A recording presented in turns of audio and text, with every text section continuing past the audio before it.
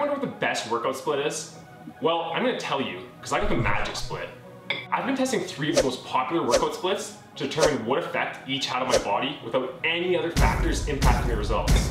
What caused the greatest gains? Let's find out.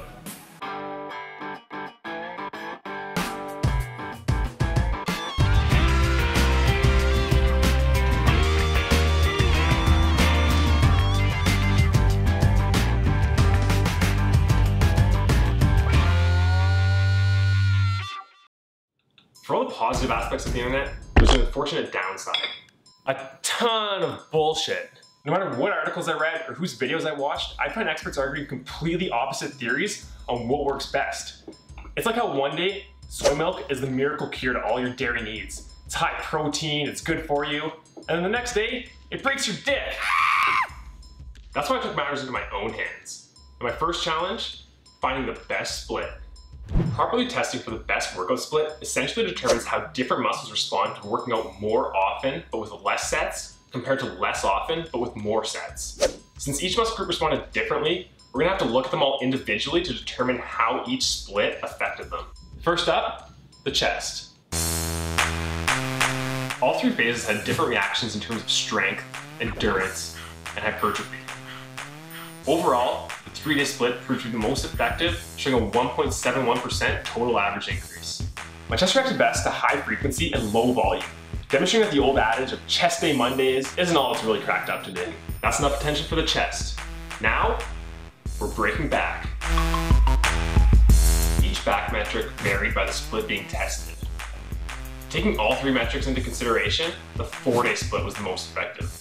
Overall, my back training was most effective at a mid-range frequency and volume.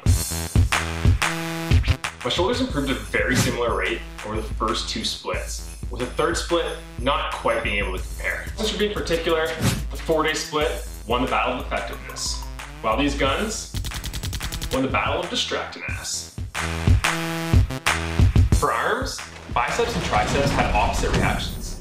Biceps responded best to high frequency, while triceps responded best to high volume. This goes to show that arms probably shouldn't be worked together since biceps and triceps both have different requirements for optimization. My legs actually had an overall decrease in phase 1, while phases 2 and 3, a 4 and 6-day split, showed steady improvements.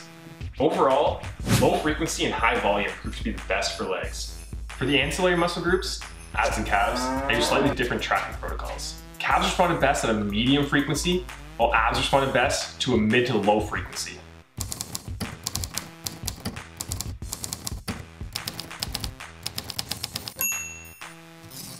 Well, let me start by saying that the best workout split is going to be one that you actually stick to. If you pick the best workout split but you can't actually follow it, it doesn't mean shit because you're not going to get any results anyways. So whatever you pick, it has to be one that you're going to stick to. If you're somebody who doesn't like going to the gym very often but doesn't mind being there very often, then a 2 or 3-day split is going to be best. But if you don't mind going every day, if you just don't want to spend a lot of time there, then a 5 or 6-day split is going to be the best. The differences between the workout splits are not big enough that you should try to force yourself to do something that you don't want to do. Also, if you're extremely dedicated to finding the best workout split, you should follow the same protocols that I did to find the best workout split for you.